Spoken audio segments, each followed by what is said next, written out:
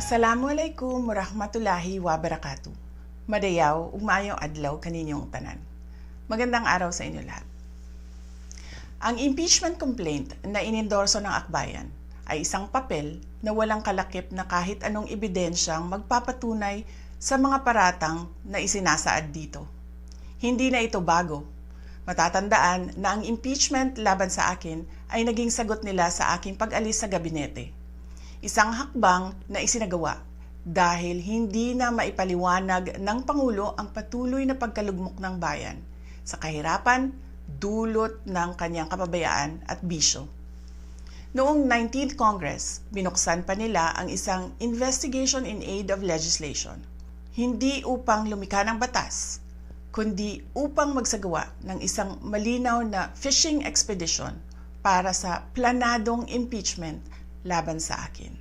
Paulit-ulit nilang ibinandera ang isyung Mary Grace Piatos bilang umano'y bahid ng katiwalian, kahit na sa kabila ng lahat ng investigasyon ay wala silang naipakitang kahit isang direktang paglabag sa paggamit ng confidential funds. Sumunod na dito ang bentahan ng mga pirma para sa impeachment at ang mga tinaguriang for later release projects na ipinangako umano sa ilang miyembro ng Kamara upang itulang ang impeachment laban sa akin. Mga pangyayaring mismong inamin na ng ilang mambabatas sa kanilang mga naging pahayag. Mga kababayan, walang kredibilidad ang akbayan upang mag-endorso o magsumite ng impeachment complaint.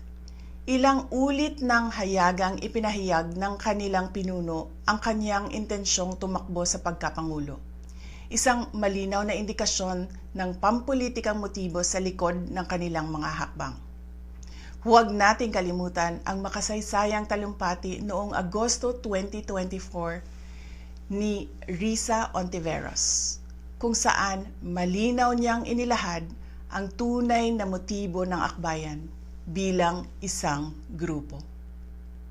At habang ang anak niya ay may kapangyarihan pa, hindi magiging madali ang ating laban. While VP Sara is in power, the threat of a full-blown Duterte comeback is still a very real and present danger. For one, they are supported by one major superpower, China. Kaya malinaw na lahat ng ito ay isang uri ng harassment at pang-aabuso sa proseso ng impeachment ng grupong akbayan.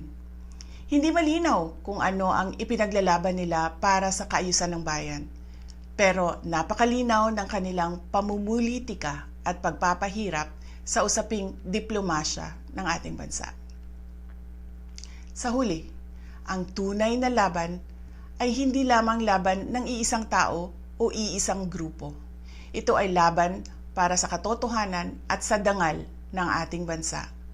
Naway magsilbi itong paalala sa ating lahat na ang kapangyarihan ng impeachment ay hindi dapat ginagawang sandata ng politika, kundi isang banal na proseso para sa hustisya at pananagutan. Sapagkat kapag nanaig ang abuso, ang tunay na talunan ay ang sambayanang Pilipino. Syukran.